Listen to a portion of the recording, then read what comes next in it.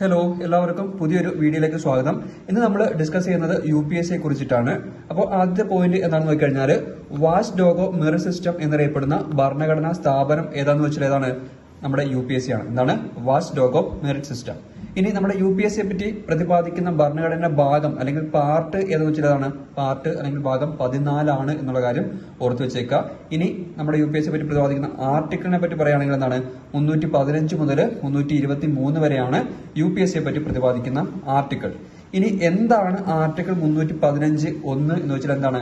കേന്ദ്രത്തിനും സംസ്ഥാനങ്ങൾക്കും ഒരു public service commission ഉണ്ടായിരിക്കണം എന്ന് പ്രതിപാദിക്കുന്ന ആർട്ടിക്കിൾ ഏതാന്ന് വെച്ചാൽ ഏതാണ്?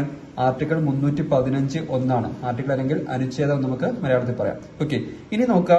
നമ്മുടെ UPSC അംഗങ്ങളെയും ചെയർമാൻ അംഗങ്ങളെയൊക്കെ നിയമിക്കുന്നതും നീക്കം ചെയ്യുന്നതും അതേപോലെ തന്നെ രാജി സമർപ്പിക്കുന്നതും ഒരാളുടെ മുമ്പാകെയാണ്. ആരാണ് എന്ന് നിങ്ങൾ കമന്റ് ചെയ്യുക. ഓക്കെ, ഇനി കാലാവധിയെ പറ്റി പറയുകയാണെങ്കിൽ 6 വർഷം അല്ലെങ്കിൽ 65 വയസ്സാണ് UPSC അംഗങ്ങളുടെ കാലാവധിയായിട്ട് പറയുന്നത്.